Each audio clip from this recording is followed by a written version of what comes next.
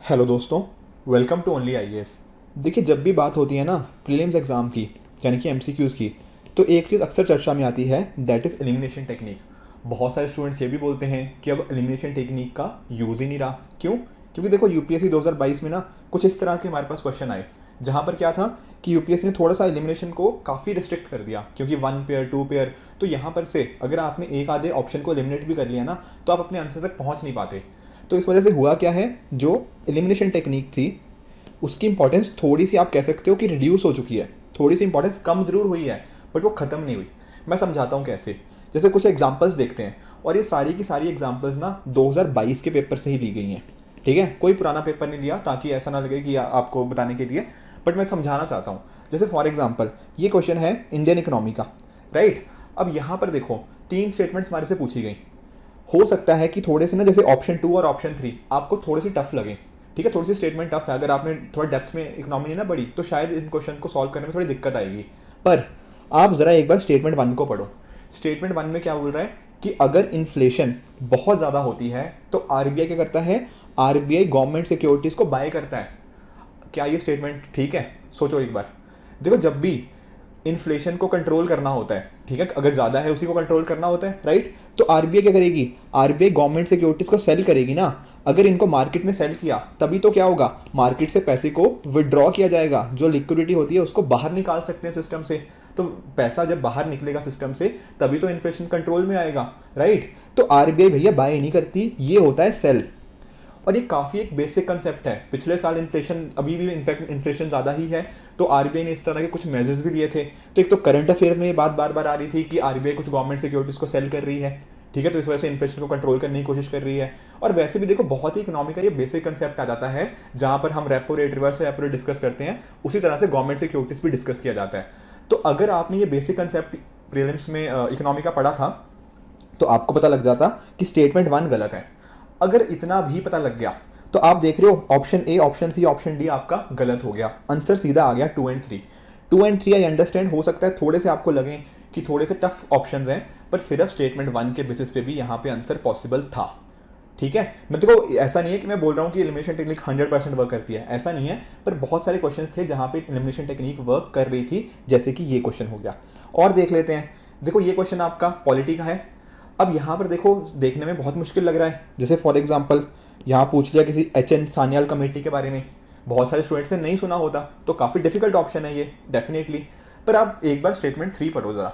Statement 3 क्या बोल रही है, constitution of India defines civil contempt and criminal contempt. क्या ये डिफाइन वाला वर्ड देखो, क्या कॉन्स्टिट्यूशन ऑफ इंडिया के अंदर ये चीज़ डिफाइन हो रखी है? The answer is no. ठीक है, इसके लिए हमने, हमारी जो पार्लियामेंट है उसने अलग से एक्ट बनाया हुआ है। अगर आपने पॉलिटी को थोड़ा ढंग से पढ़ा हुआ है ना, तो आई एम वेरी श्योर आपको ये चीज़ पता होगा कि कॉन्स्टिट्यूशन में इसकी डेफिनेशन नहीं दे रखी। इतनी आपने बहुत सारी चीज़ें, जैसे ना ऑफिस ऑफ प्रॉफिट हो गया, वो मेंशनड है बट वो डिफाइंड नहीं है। इस तरह बहुत सारी चीज़ें हैं जो मेंशनड जरूर है पर उनकी डेफिनेशन नहीं दे रखी। सिमिलर ये चीज़ थी। अगर सिर्फ इतना पता होता तो आप देख लेते कि नहीं, स्टेटमेंट 3 तो यार पक्का गलत है। पर क्या स्टेटमेंट 3 गलत होने से आपका आंसर आ जाता? शायद नहीं। ठीक है, आपका सी और डी तो एलिमिनेट हो गया। आपके पास ऑप्शन थे, ऑप्शन ए और ऑप्शन बी, दोनों में से एक चूज करना था। अब आप एक चीज़ रियलाइज़ कर रहे हो, यहाँ पर एच.एन. सान्याल कमेटी, मुझे पता था या नहीं पता था, उसका आंसर से रेलेवेंट ही नहीं है। क्यों? देखो, 2 ऑप्शन बचे ना, ए और बी, दोनों में 1 तो कॉमन दिया हुआ है। तो अगर आपको 1 पता था कि ठीक है ये गलत है, it is not important to know the answer. अगर आपको 3 पता था, आपको सिर्फ इतना चेक करना था कि भैया क्या 4 जो है वो सही है या गलत है। अब 4 को देख लो। 4 क्या कह रहा है, parliament is vested to make laws on contempt of court. बिल्कुल, हमें तो पता है कि पार्लियामेंट ने तो लॉ भी बनाया हुआ है, तो डेफिनेटली 4 तो ठीक है। तो सिंपली अगर आपको पता होता कि 3rd गलत है और 4th ठीक है, इतने पते होने से ही आपको आंसर मिल जाता कि option number B is the correct answer. ठीक है, तो एलिमिनेशन विद अंडरस्टैंडिंग, ये अगर टेक्निक है ना, तो ट्रस्ट में आपके मार्क्स बहुत ज़्यादा इंप्रूव हो सकते हैं। और देख लो अगला क्वेश्चन, ये देखो, थोड़ा इंटरनेशनल रिलेशंस के साथ थोड़ा देख लो। पिछले साल आप जानते हो अफगानिस्तान कितना न्यूज़ में आया, यूएस ने जब वहाँ से आई थिंक अगस्त में विड्रॉ किया, ठीक है ना, तो अफगानिस्तान के बारे में बहुत चर्चा हो रही थी, उनके बॉर्डर कंट्रीज़ के बारे में, राइट। तो थोड़ा बहुत हो सकता है कि आपको ये चीज़ पता होगी कौन से उसके बॉर्डरिंग कंट्रीज कौन सी है। चलो ठीक है, नहीं भी पता, पिछले साल अर्मेनिया अजरबैजान का कॉन्फ्लिक्ट तो सुना था, नगोर्नो कराबाख के रिगार्डिंग, या नहीं सुना? वो भी तो काफ़ी न्यूज़ में था। अगर आपको बस बेसिक आइडिया होता ना कि नहीं यार अफगानिस्तान तो इधर है, अजरबैजान तो थोड़ा उससे काफ़ी दूर पड़ जाता है, तो सिर्फ इतना पता होने से आप ये चीज़ रियलाइज़ कर जाते कि बॉर्डर तो नहीं है इनका। और दोनों चीज़ें, अफगानिस्तान हो गया, अजरबैजान हो गया, दोनों न्यूज़ में थी। थोड़ा सा अंडरस्टैंडिंग होती कि नहीं यार ये काफ़ी दूर है, इनके नेबर्स होने की चांसेस बहुत कम है। अगर इतना पता लग गया होता तो आप डायरेक्टली क्या करते, अजरबैजान करते। गलत आंसर आ गया था आपके सामने ऑप्शन नंबर सी 3, 4 एंड 5। शायद आपको ये चीज़ में कन्फ्यूजन हो सकती थी कि भैया किर्गिस्तान है या कजाकिस्तान है या तुर्कमेनिस्तान है, यहाँ कन्फ्यूजन की पॉसिबिलिटी थी।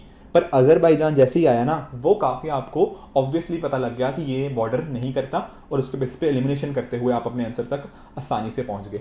और देखो ये भी सारे मैं 2022 के मैं क्वेश्चंस करवा रहा हूँ। यहाँ देखो क्या पूछा गया, यहाँ क्रेडिट रेटिंग एजेंसीज के बारे में पूछा गया। अब ये पहली बात तो देखो क्वेश्चन ही ऑब्वियस था, क्योंकि इको सर्वे जो पिछले साल का था, नॉट पिछले साल का, आई मीन उसके एक साल पहले का, प्रीलिम से एक साल पहले का, उस टाइम पे अलग से एक डेडिकेटेड चैप्टर आया था क्रेडिट रेटिंग एजेंसीज के बारे में। तो पहली बात तो ये कि कुछ जो क्वेश्चंस है ना प्रीलिम्स में, काफ़ी क्वेश्चंस कुछ ऐसे करंट अफेयर्स उन पैटर्न पे बन सकते हैं, राइट। तो ये क्वेश्चन भी उसी पे था। तो देखो यहाँ पे बहुत सारी थोड़ी ना टफ चीज़ें पूछी गई, जैसे कि ब्रिक वाटर रेटिंग, क्या ये रेटिंग एजेंसी है या नहीं है, शायद ना पता हो। इकरा के बारे में काफ़ी सारे स्टूडेंट्स को शायद ना पता हो, राइट। पर जब भी क्रेडिट रेटिंग एजेंसीज के बारे में अगर आपने सिर्फ 2-3 लाइनें भी पढ़ी होती ना, जो बिल्कुल बेसिक अंडरस्टैंडिंग पढ़ी होती है कि क्रेडिट रेटिंग एजेंसीज करती क्या हैं, किसके अंदर आती हैं, कौन रेगुलेट करता है, मूडी, S&P, फिच, इनका नाम सुना होता, तो आपको इतना पता होता कि ये रेटिंग एजेंसी ना ये RBI के अंदर नहीं है। इसके रिगार्डिंग तो थोड़ा सेबी का काम होता है। जैसे फॉर एग्जांपल कोई कंपनी है, उसको रेटिंग देनी है कि हाँ इसकी इतनी रेटिंग है, तो सेबी जो है ना वो मेजरली इस चीज़ को देखती है, क्रेडिटिंग एजेंसीज वाले काम को। ये RBI के अंडर नहीं आती। तो अगर इतना भी पता होता ना, तो ये आप RBI तो डेफिनेटली ना पता है कि RBI इसके साथ रिलेटेड नहीं है, तो RBI को अगर आप रिजेक्ट कर देते तो A, C और D आपका हो जाता गलत, और आपका आंसर आ जाता directly option number B, 2 and 3 only. 2 and 3 शायद उतने टफ क्वेश्चन, टफ स्टेटमेंट से मानता हूँ, पर स्टेटमेंट 1 तो डुएबल था काफ़ी। उसी तरह से देख लो साइंस एंड टेक में भी, यहाँ पर देखो आपका थोड़ा लॉजिक काम आएगा। एग्जाम्पल समझो, जैसे यहाँ क्या पूछा, other than those made by humans nano particles do not exist in nature. देखो थोड़ा बहुत तो नैनो पार्टिकल्स, अगर बहुत डिटेल में भी नहीं पढ़ा, बेसिक आइडिया तो है कि नैनो पार्टिकल्स सिर्फ क्या ह्यूमंस के द्वारा बनाए जाते हैं, नहीं। ये अगर लॉजिक आपको पता होता कि नहीं सिर्फ ह्यूमंस के द्वारा नहीं, वैसे भी वो एग्जिस्ट करते हैं नेचर में, तो आप इस स्टेटमेंट 1 को गलत कर देते। और स्टेटमेंट 1 गलत होने से आप अपने आंसर के क्लोज पहुंच जाते कि या तो 3 ओनली है या 2 and 3 ओनली। तो सिर्फ चेक क्या करना है, सेकंड स्टेटमेंट चेक करनी है, और थोड़ा सा अगर आपको अंडरस्टैंडिंग होती तो आप उसको भी ठीक मार्क कर सकते थे। तो कई बार देखो ऐसा होगा जहां पर एलिमिनेशन से आपका आंसर मिल जाएगा, हाउएवर कई बार ऐसा होगा जहां पर एलिमिनेशन टेक्निक आपको आंसर के अपने क्लोज लेके जाने में हेल्प करेगी, कि 4 ऑप्शंस थे, 4 में से 2 उसने हटा दिए, फिर 2 में आपको चूज करना होगा, राइट। तो जरूरी नहीं है कि आंसर तक पहुंचे, तो यहाँ पर ये चीज़ भी आपको नोट करनी है। उसी तरह से देखो यहाँ पर भी, इस क्वेश्चन को भी देखो, यहाँ पर भी थोड़ा सा टफ क्वेश्चन लग सकता है देखने में, पर यहाँ पर भी कुछ यूपीएससी ने आपके लिए हिंट्स छोड़े होते हैं। जैसे यहाँ देख लो कि जो मोनोजाइट है वो नेचुरली अकर करता है पूरे इंडियन कोस्टल सैंड्स में, जितना भी इंडिया का कोस्टल सैंड है सब जगह नेचुरली अकर करता है। ये थोड़ी सी स्टेटमेंट ना पढ़ने में ही हमें क्या लग रही है, थोड़ी सी स्टेटमेंट एक्सट्रीम लग रही है। अगर ये चीज़ हम थोड़ा सा लॉजिक लगा सकते थे तो यहाँ पर भी हम अपने आंसर तक पहुँच सकते थे, राइट। उसी तरह से इन्फ्लेशन इंडेक्स बॉन्ड्स, ये भी थोड़ा सा टफ क्वेश्चन हो सकता था, पर आप अगर स्टेटमेंट 3 को थोड़ा सा आपने ढंग से पढ़ा होता तो आप ये चीज़ रियलाइज़ करते कि ऐसी अलग से कोई स्पेशल टैक्स प्रोविजन इसके लिए पॉसिबिलिटी थोड़ी सी कम है। मैं ये नहीं कह रहा कि ऑब्वियसली कि सब लोग इसको कर पाएंगे, ऐसा नहीं है, बट अगर आपका थोड़ा सा लॉजिक स्ट्रांग हो तो आप थोड़ा आंसर के करीब तक जरूर पहुंच सकते हो कि ऐसा स्पेशल टैक्स प्रोविजन इसके लिए क्यों लाने की जरूरत होगी। तो ये चीज़ भी गलत है। कोई ऐसा नहीं है कि इंटरेस्ट रिसीव हो गया या जो कैपिटल गेन हो रहा है वो टैक्सेबल नहीं होता या उस पर टैक्स नहीं लगता, नहीं, उस पर भी टैक्स लगता है। तो स्टेटमेंट 3 आप जैसे ही गलत करोगे, you get to your answer, that is option number A, 1 and 2 only. ठीक है, ये कुछ एग्जांपल्स देखे हमने, इसके अलावा और भी बहुत सारे एग्जांपल हो सकते हैं यूपीएससी 2022 के अंदर भी और उसके पिछले वाले सालों के अंदर भी, जो आपको हेल्प कर सकते हैं कि किस तरह से एलिमिनेशन टेक्निक को आप यूज़ कर सकते हो।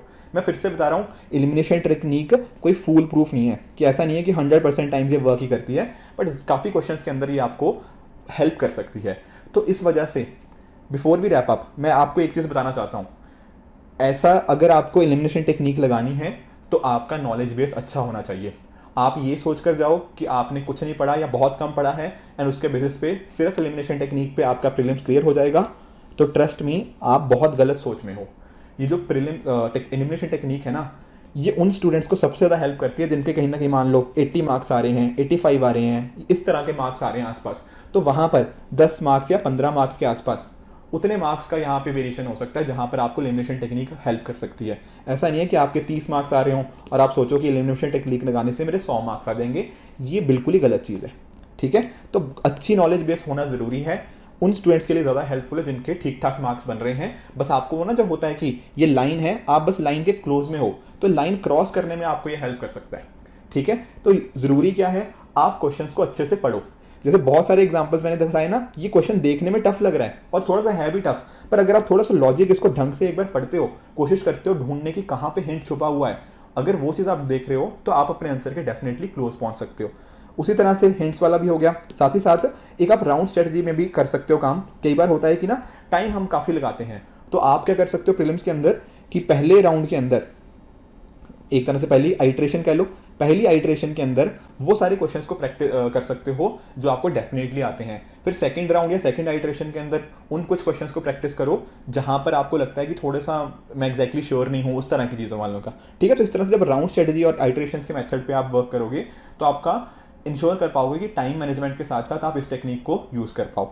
एंड लास्टली मॉक्स के अंदर प्रैक्टिस। देखो ये जो टेक्निक है इसके लिए प्रैक्टिस चाहिए होती है।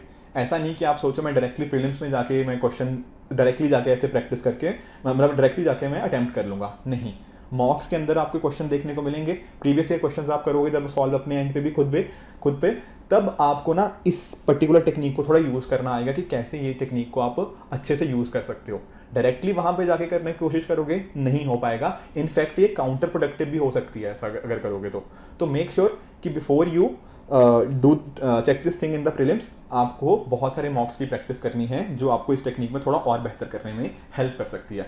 मैं फिर से बता रहा हूँ, एलिमिनेशन टेक्निक ऐसा नहीं है कि एक तरह का ब्रह्मास्त्र है, नहीं, पर ये आपको कुछ मार्क्स लेने में वहाँ पर हेल्प कर सकती है।